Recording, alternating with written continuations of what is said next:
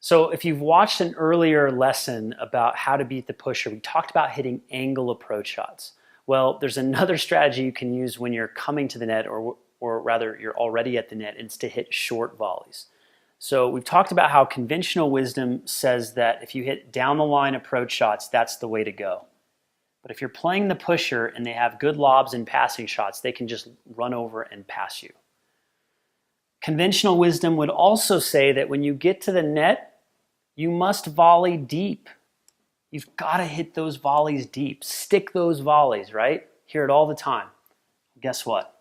It doesn't work against the pusher because the pusher is already back. So if you stick a volley, he's going to say, thank you very much. Let me lob over your head now, or let me hit a passing shot. So you want to practice hitting short volleys. This was another shot that my father developed with me. I remember in the time I was 8, 9 years old, I would stand at the net. He would feed me passing shots.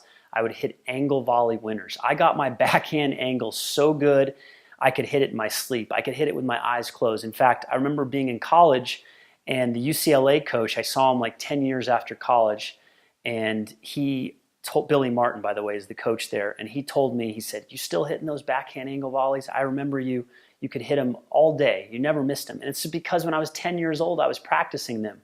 But I knew that if I came to the net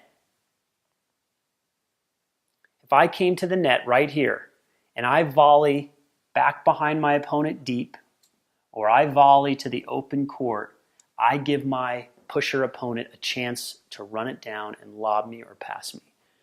So it's so important to learn how to hit that short volley. So look at this short volley here. Boom. Nice and low. I love that. Racket face open a little bit at the end. Also, notice the tilt in the shoulders. The shoulders are tilted there. Okay, he's not squatting down. He's actually tilting his shoulder. Balanced with the offhand. Lots of good stuff happening there with the technique. But you carry this out. Look at that ball. Lands inside the service line. It's going off of the single sideline like we talked about for approach shots. There is no way the pusher can even come close to this shot. And that's what we want. We want to be able to hit a winning volley off of the first volley that's short. And even if it's not a winner, you want to make the pusher move up and pop the next ball up. Now, if you don't execute it, if you pop the ball up in the air, he's going to probably run it down and pass you. But if you practice this and you get good at it, you can hit clean winners and you can dominate. So get good at hitting that short volley off your forehand side.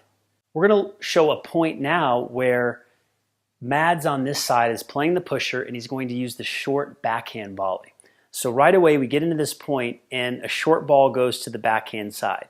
Now he chooses to actually approach down the line against the pusher, which we've been talking about in other videos, how the angle can actually be more effective. But for the sake of this point, the approach shot goes down the line. Now the passing shot comes back down the line. Most coaches are going to say, hey, first volley deep, right? Hit that first volley deep to the open court. Well, if the pusher has good wheels, if he can cover the next shot, he's going to pass you down the line on the next shot, or he's going to lob you. So you want to create angle. And you'll see even a lot of the pros now using the shorter volleys, especially because these players are playing so far behind the baseline. The short volley is actually more effective than the deep volley now. One reason that conventional or traditional coaches would tell you to volley deep is that back in the heyday of tennis in the 50s, 60s, and 70s, everyone was playing up on the baseline. So it made sense to stick a volley deep right, basically at their feet. But nowadays, so many players are playing back and playing incredible defense and have amazing movement skills that the short volley is better than the deep volley. So you're going to see, even though that ball is above net level, you can still hit a short volley that lands inside the service line. Another thing I want you to notice, and it's not exactly the technique that I teach, but it kind of, again, goes against traditional wisdom on the backhand volley, that so many players or so many coaches say keep the racket head up on the volley. Now again, I teach keeping the racket head close to the head at the end, but look at this technique. Look how the racket head drops actually below the waist. What I just want to point out is that many pros actually do this and they successfully hit these angle volleys. So you don't necessarily have to swing out or keep the racket head up. As long as the ball does what we want it to do, you can finish however you want. I do propose that you finish with the racket head close to the head with the racket head up, but I just wanted to point that out, that a chopping down motion can work as long as your volley is not floating. And that ball landed inside the service line. It's running off the court, running off of the single sideline. It's a clean winner. There's no chance whatsoever that the pusher can get that ball. That's so much more effective than volleying the ball deep and giving the pusher another chance to pass you or lob you.